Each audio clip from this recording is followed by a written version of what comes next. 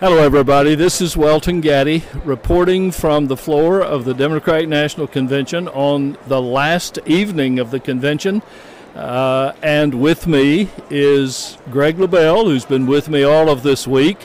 And it's time, Greg, for us to do a wrap-up on this convention. Among other things I know is I'm sleepy and tired, but there are other things we know as well. I think that's true. Let's begin with this evening. We heard a lot of speeches, but the two, I guess, that we should focus on are the speech of the Vice President and the speech of President Obama. Let's begin with the Vice President. It's kind of long. It was long. In all honesty, and with all due respect to the Vice President, I think that he showed us tonight just how good at speech making President Clinton and President Obama are. I thought it was a little long. I thought it was a little hyperbolic, and in places a little bit dramatic. Where was it hyperbolic? Well, I think his some of the cases he was trying to make about the differences or the positions of the Romney folks were the Romney campaign were a little bit overstated. He sort of fell into the same trap I think that Paul Ryan did last week. Lots of energy in the room when President Obama entered the room. How do you rate his speech? I thought the speech was very solid. In fact, I think it was a better speech than his 2008 speech. There was more poetry in it than I think we saw in 2008 in Denver. I marveled at what a good job this convention did at threading themes throughout almost all of the speeches that culminated in Barack Obama's comments, a speech at the end of the convention. It was really quite remarkable. We certainly talked off the microphone about the messaging and how tight it was, and I think you're just reiterating that because the interweaving of the themes all came together on the last evening in President Obama's speech. How do you think, and I'm going now beyond tonight, how do you think the Democrats did in giving us their message and without just attacking the Republicans? Well, of course, the Democrats had a certain advantage in that they went second. So they were able to base what happened here tonight on, in part, to the extent they wanted to, on what happened a week ago. They, without necessarily addressing everything, the Republican convention was in the can, so they had that opportunity. I think the Democrats had a more of a challenge, which impacted the way the convention went in the messaging, because of course Barack Obama, as he said tonight, has been president for 3.5 years now. So that required, I think, the type of speech that the president gave, which went back and talked about without placing any blame on the previous administration, basically saying this is where we've come, this is where we are, this is where we're going. And I thought the theme of our path is harder, but it leads to a better place was well stated and well placed in the context of that. It seemed to me the overriding theme that I heard, and whether it was in place before the Republican convention or in place after the Republican convention, I don't know, but was we're in this together.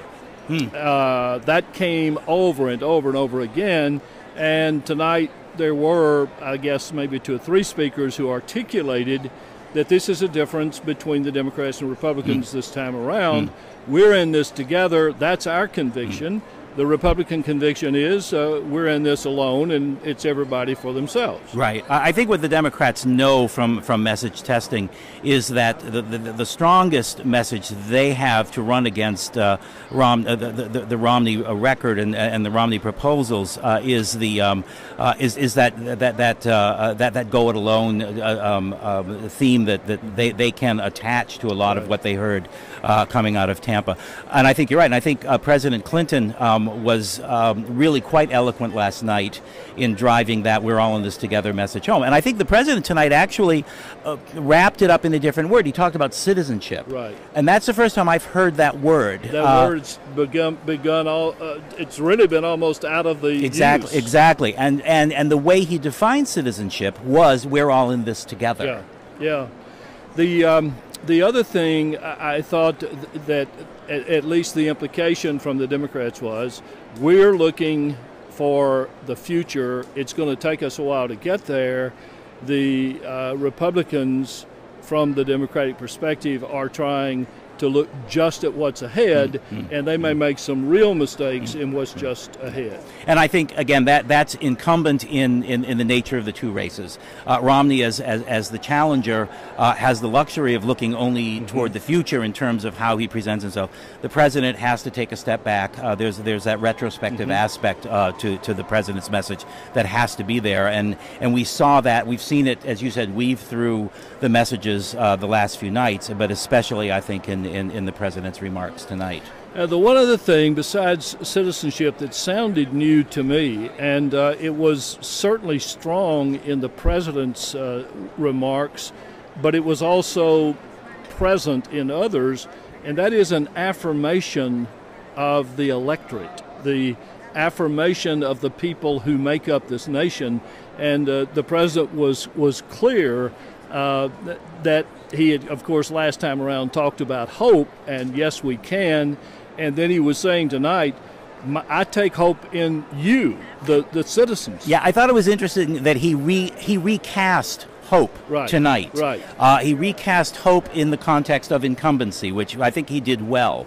And again, I think hearkening back to 4 years ago, he talked a lot about, this is not about me, this is about you, and he went back there and then expanded on that into what I think you're talking about, into this idea of, again, we're all in this together. The "we the people" phrase came up not only in his comments, but as you said, in a number of comments leading up to his speech tonight.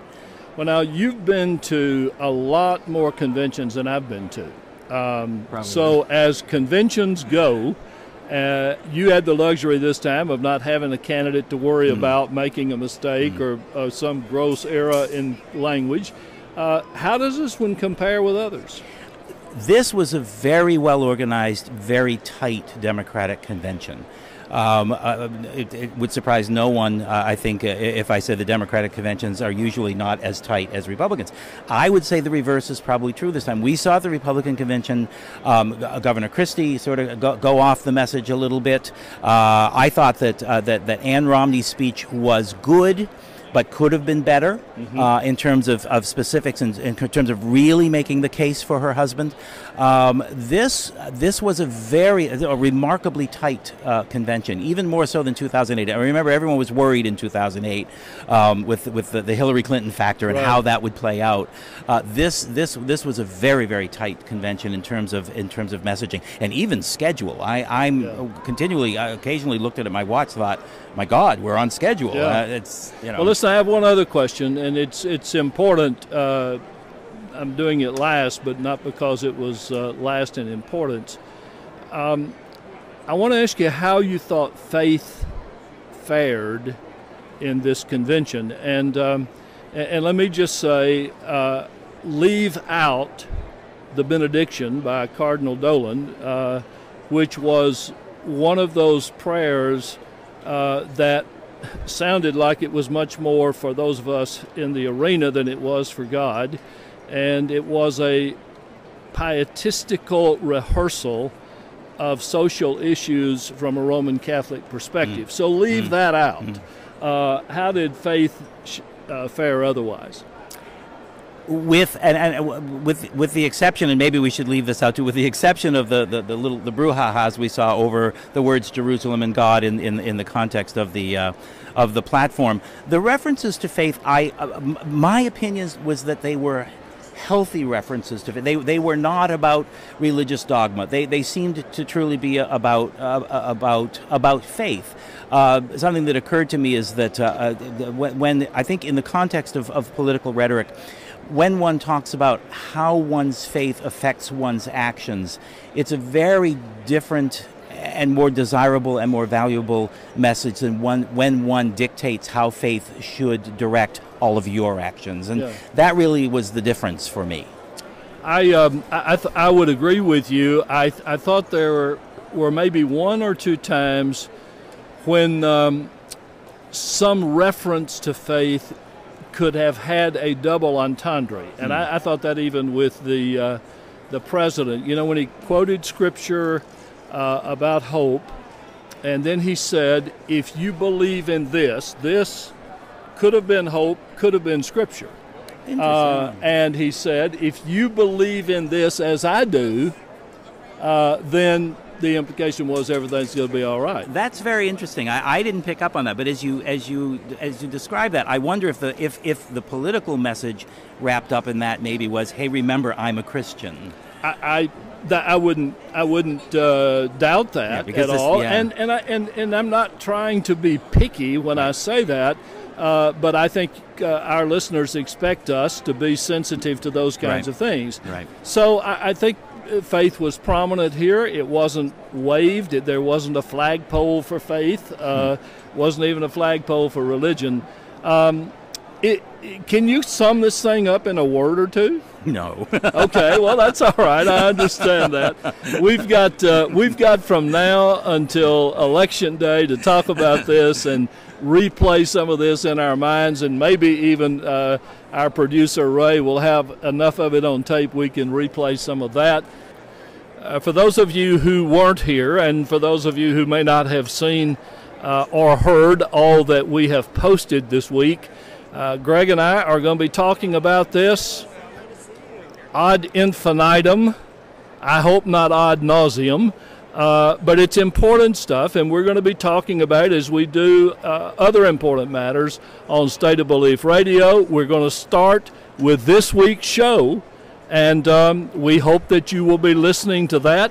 You can go to stateofbelief.com and learn more about all of this, and if you happen to miss the show, you can hear it there and go back and look at these things again.